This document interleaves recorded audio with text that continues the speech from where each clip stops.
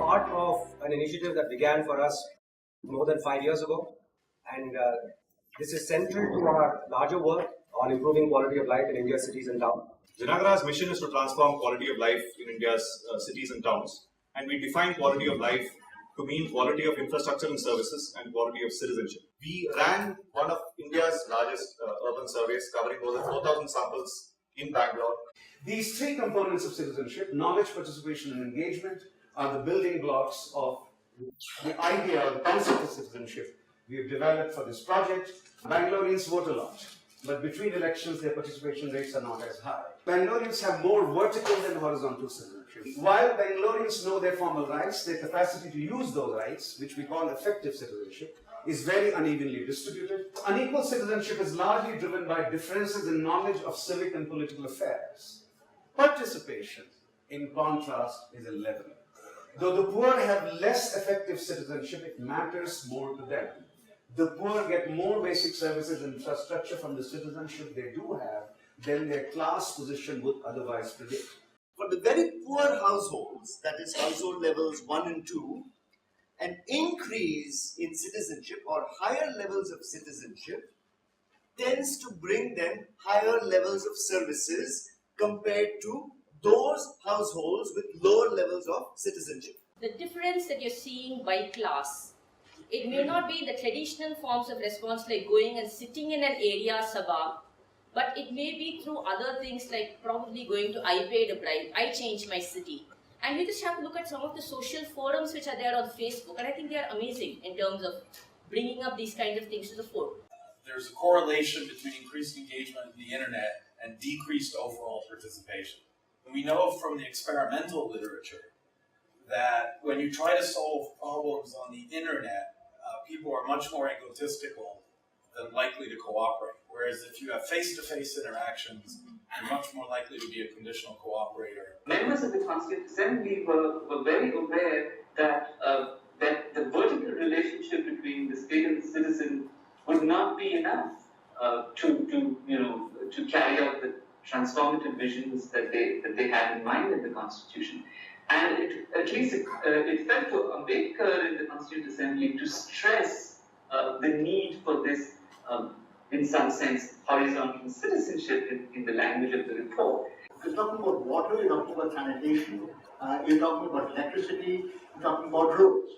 These are not services that are individually provided. They're services that are provided to community, to locations. The poor are using political participation as a way of claiming certain kinds of services which they wouldn't have been able to otherwise. Essentially what Bangalore has seen is a movement from a patron-client relationship in the pre-independence era to a system of clientelism, particularly in post-emergency, post-Devraja's Bangalore. But the point that we need to keep in mind is that is this process a natural one? Right? And are there levels of suspicion about whether the movement towards citizenship is actually a return to the old elitism? Is there low levels of citizenship, especially on participation and engagement, because people have inherent challenges of engaging, or is it a reflection of government's failure to offer opportunities for people to participate? Either the government has to reach out, or the organized citizens, which means the NGOs and people and organizations like Janaagraha, they play a very vital role in bringing people together, bringing them on that empowerment mode by giving them the awareness about things they need to know about themselves and their own development and how to do it. If these two things happen, the poor and unempowered citizens certainly will rise in the citizenship index. So are there ways to enhance the statistical agency of people who would like to express themselves as residents and citizens, but aren't showing up on the maps that drive a lot of the everyday, both investment prioritization as well as the internal sense of having met citizen service level benchmarks? This is the data I want to share on citizen participation in range of political activities, which is drawn from the National Election Study of 2014. So when you come to high participation, urban-rural divide does not seem to exist. A divide in terms of class does not seem to exist. And the divide in terms of caste only seems to be in terms of a little higher level of participation when it comes to the dominant caste in that particular region. Unequal cities will produce unequal participation, unequal social capital. Local politician, I mean a local politician come and say, hey, this is what I'm going to do to your area. And we nod our head, we conclude that this is citizen participation, but that's not real participation. And so therefore there is a hypocrisy around this. Now, the young girl tells me that what if one of my friends wants to come back to my house? In the rainy season, the backflow is so much. Our house is just like yours. We have a fridge, we have a television, we have a sofa set. But in the rainy season, we have to put all of this on top of the chowki that we have in our house.